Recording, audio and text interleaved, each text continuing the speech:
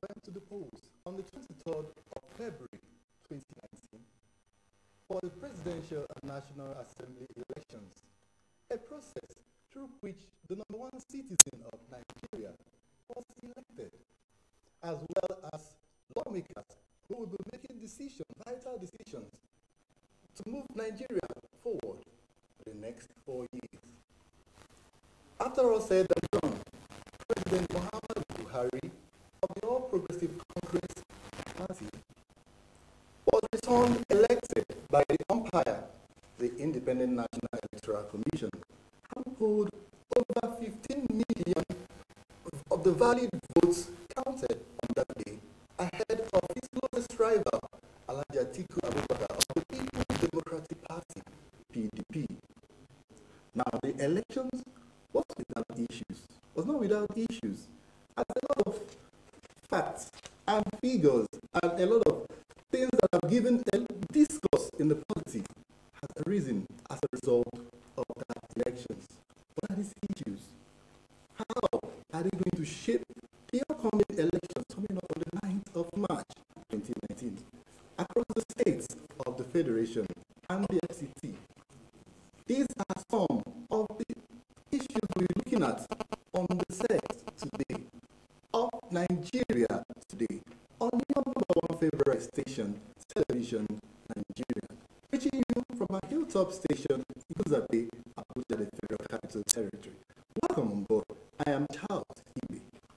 And with me on set today to do justice to the 2019 Presidential and National Assembly election, I have with me Mr. Lawrence Audu. He is a public affairs analyst and also a commentator. Mr. Audu, welcome on set. Thank you so very much. It's a great pleasure to be here. All right. Congratulations, Nigeria. We have a president returning after 4 years to continue from where he stopped. Now, you were privileged to witness the event. You also participated as one of the observers. What can you tell us about the whole process in a nutshell? Well, as a matter of fact, the 2019 elections have come and gone. I mean, they're still in process, not gone. I mean, the presidential election has come and gone, and we're looking forward to the state elections where governors and state assembly members across the country will be elected. By and large, the process has been free, fair, and credible. Even though you have reports of little skirmishes, here and there, those are the main. And made in democracy like ours, some of those issues will be natural to crop up, even though it's not supposed to be a norm, or we shouldn't always look at them that we should be driving towards perfection as it goes. But so far so good. It's been a very fair process. Yeah, it's been a very fair process. But is it instructive that the opposition party, one of the key players in the election, not satisfied with the proceedings, despite the fact that observers, international and local, has said that irrespective of whatever must have gone down, the process is still free and correct.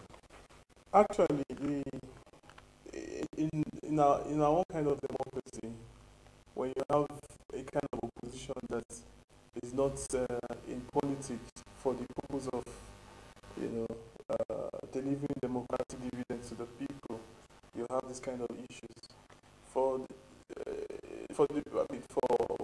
instance, if someone wants to go in for any elected position, you should always know at the back of your mind that politics is a game of either you win or you lose, and the majority most of the time will always have, carry the day. So it's quite unfortunate that in spite of all the commendations that we have received for a job well done, particularly to INEC, the security services, and all Nigerians who have, come out en masse to perform this civic duty, it was very clear. Elections have become quite sophisticated now. Rigging election in most cases is always almost a no issue, to a large extent. So if you have seen the margin over 3.5 million votes or thereabout, it's so very clear and so very wide, and you know that Nigerians have spoken. So it is natural for a true Democrat to concede, even as a result of trickling in, and you've seen that it's very difficult for me to win, and then they had the indices are so clear. The natural thing any true Democrat to do is to accept the results. Before the elections, we had the clamor by international observers, the international community, the US, the EU, the UK. They kept on mounting pressure on Nigeria. They kept on releasing statements from time to time saying, look, we want to, so the institution in Nigeria will have a free and fair polls. And that's what INEC gave to Nigerians.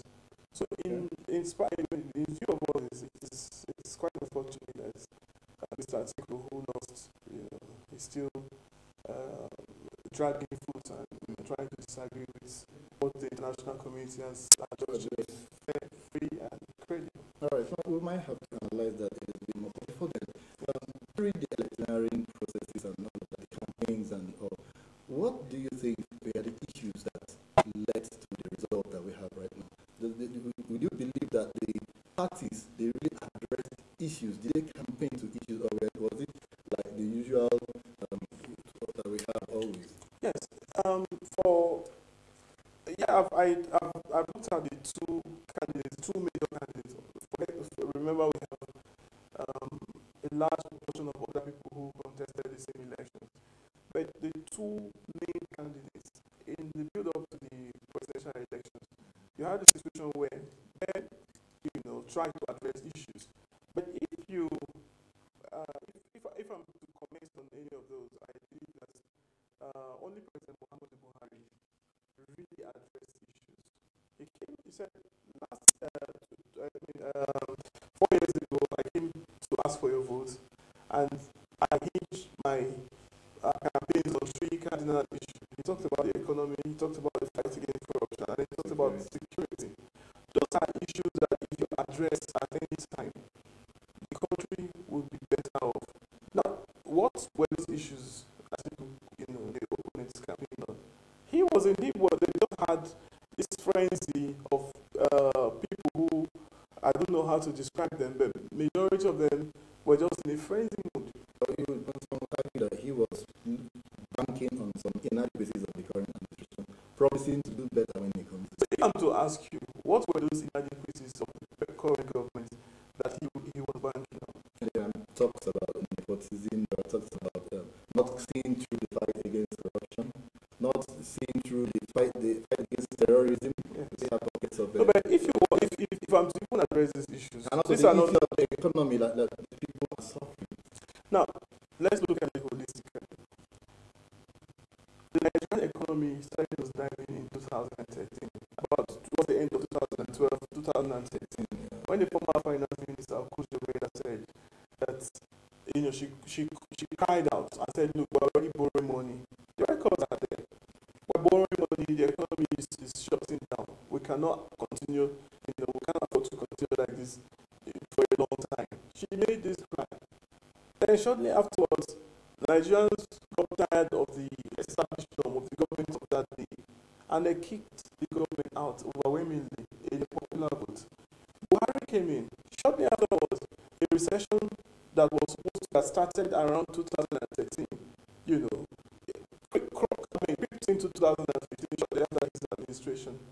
And if we want to be fair to the government, a recession that ordinarily was projected to last for 3 years, within 9 months, I mean, we're out of it. You saw the issue of the TSC, where monies that should have been going into private pockets were now being recouped back into the economy. Look at what, in a few days before the presidential election, the international community, Forbes, announced that Nigeria had overtaken South Africa as the #1 economy. So if we are to look at the cries of some people, you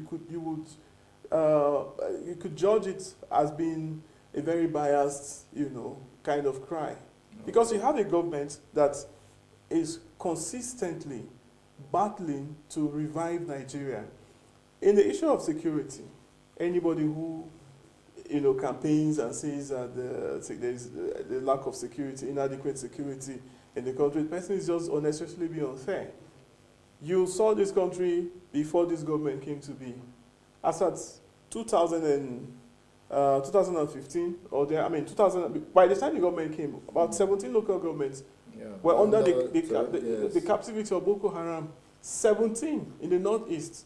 Not to talk about the incessant issues in the Niger Delta, and then all these issues we have in the central states. But what do you have now? Is there any one single state or any local government that these guys are operating? So if you want to look at it from that perspective, you should agree that, look, those are not genuine cries. Yeah. As far as every Nigerian is concerned, those who have seen it are the people who have spoken, whose voice has become so loud and clear in the just concluded election. All right, thank you very much. I think that's clear enough. Now, but then let's look at one very key issue. I have with me some statistics here. Over 82 million Nigerians registered to participate in that election. Yes. And we have over 29 million actually accredited. And out of that, 28 million actually voted on that day, the 23rd of February, out of which over 1 million votes were voided due to one reason or the other. I'm not looking at it. That represents the whole figure of the 82 million registered, but just 34.75% of the entire population of Nigeria, which is very, very low. Now, from these statistics, yeah, I quite agree with the statistics that you reeled out, because those are available and authentic statistics. But we need to do more. This is not, it's not the fault of the government in any way. But as a matter of fact, INEC, the National Orientation Agency, and all the sensitization agents, media houses, are supposed to sensitize Nigerians on the need to perform their civic responsibilities. So do you think they did well in that field? No, the voter education to a very large extent is not has not been adequate. The INEC and the media and all the stakeholders can but by and large there has been a renewed vigor injected into the participation of the electoral process in Nigeria, particularly by the youth, where you have over 55%, registering. But unfortunately, those people who register, if you go back to Facebook, you get to see some people commenting and saying, look, that my PVC is just for documentation purpose. That is not what the PVC is meant to do. Now, isn't that an indictment on national orientation or something? Yes, the National Orientation Agency, I think they need to do more. Because, to be very honest, I doubt if I heard their voice any time in the build-up to these elections. Yes, they may have been doing some things, but it's quite very, very small. Okay, but then let's look at the political parties. 90-something political parties registered to operate. And it now appears to be that it's only towards elections that they come alive.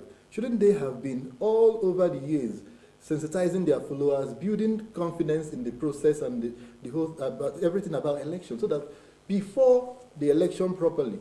We might not even need a national orientation agency to tell Nigerians this is your civic responsibility. Because somebody that has key interest, the political parties, opposition or wherever, must have done their work to ensure that people are sensitized enough to participate in the process. Yeah. Now, talking about multi-party democracy, yes, that's the beauty of democracy. But at the same time, I think having over 90 political parties running for elections in a country like Nigeria is outrageous. I don't think we need all that number of parties because, like you said, most of their activities do not even meet up. So if some of us are to suggest, me personally, it might not be the best of the opinions, but then I think that it is not proper to have all these political parties, especially those ones who cannot make any impact. But someone will argue that it's all about opening the political space for more involvement. You open the political space. Some of them should just be classified as political associations. If they cannot, some of them don't even have candidates. Some of them cannot even win a council, a ward at the ward level. But they did play a key role because we saw some alliances towards the election. Yes, but some of those alliances, sometimes they could become distractions, and then, an avenue for wastage in most cases, like time and what have you. So I think after these elections, parties who have not been able to meet up to certain criteria, I should set new guidelines. If parties are not able to meet up, they should just be deregistered. Well, INEC should register some political parties. While still sticking on the figures, over 1 million points, 1.2 million or thereabout votes were voided on the election day. Yes. Void votes that would have counted validly. Who should take the responsibility for this? Now, this is the issue of the voter education we're talking about, and then the multiplicity of the multiplicity of parties. Now, voters, the average Nigerian voters, forget the ones you are seeing in Abuja or in the major cities. There's a large proportion of Nigerian voters still need to be educated. You saw a ballot paper where somebody printed from top to bottom. You understand?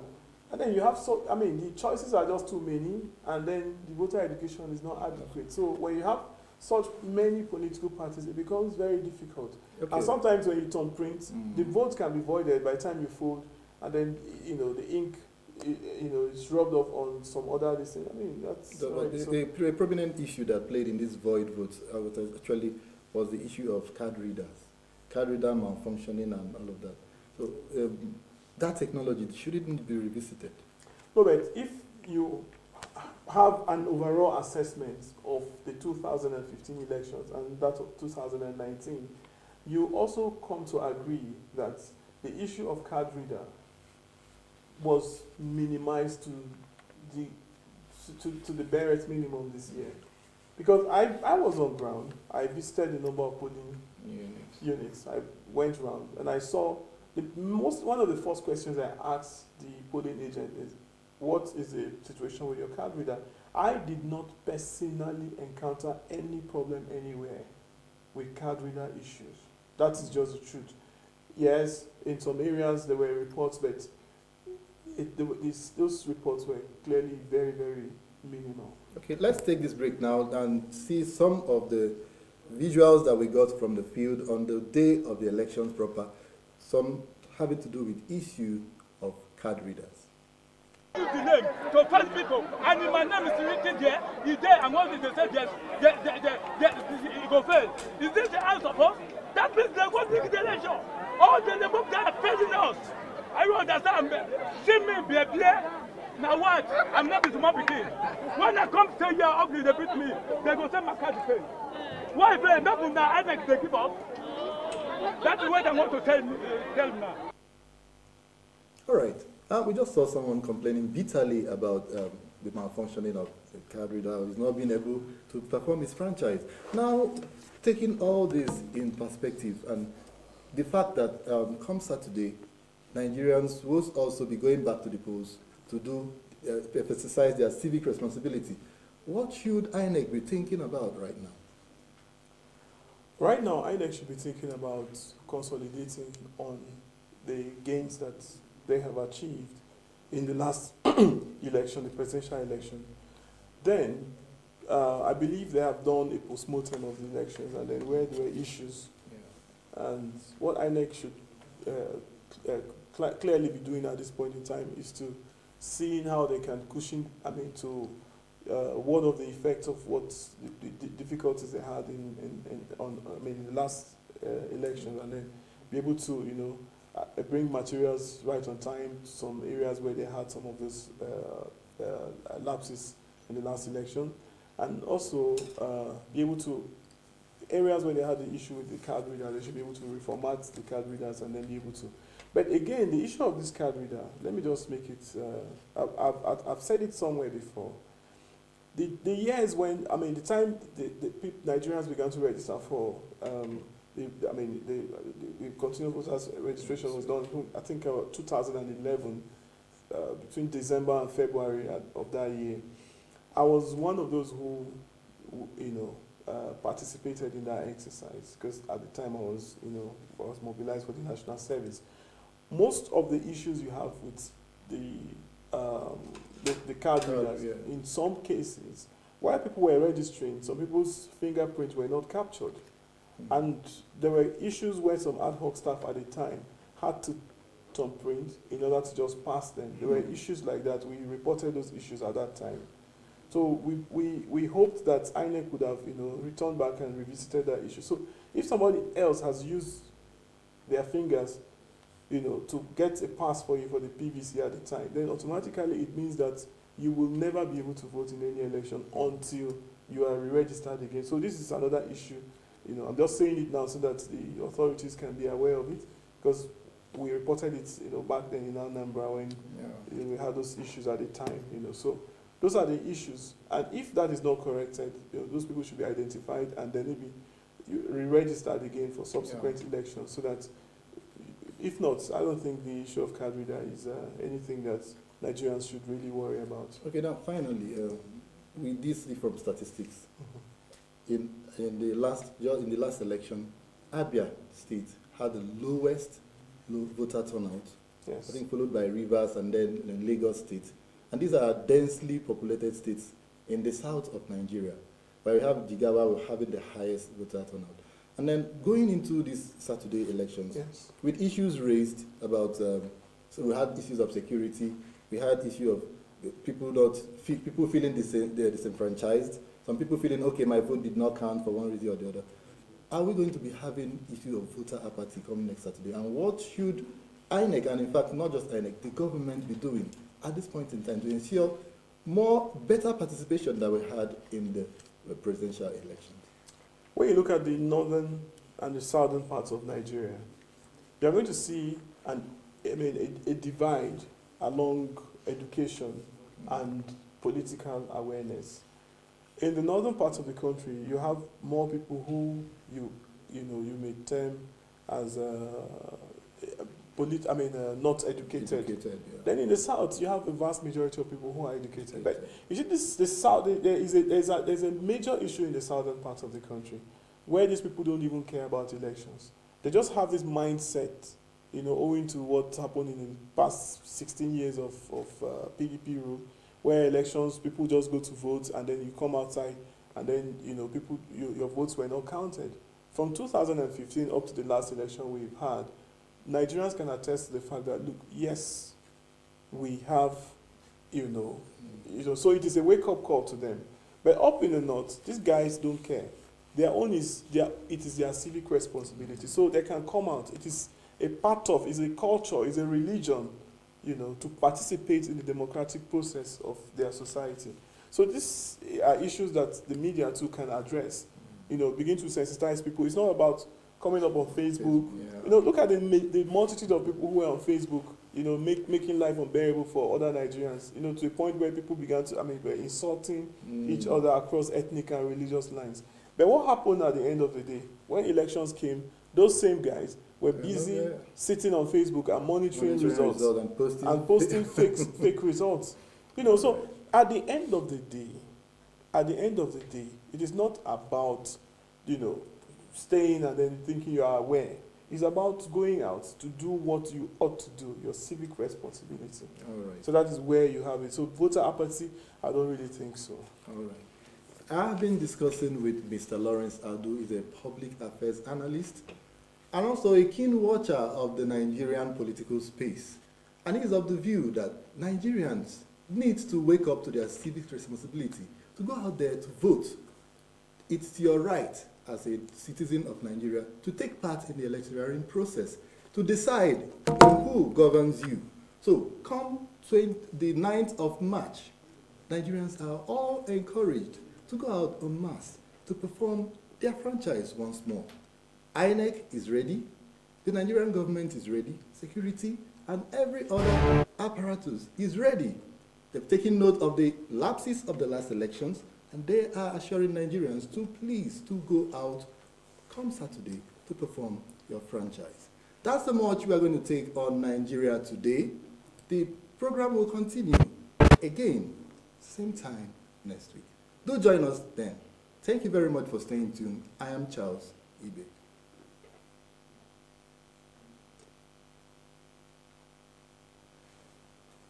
All right.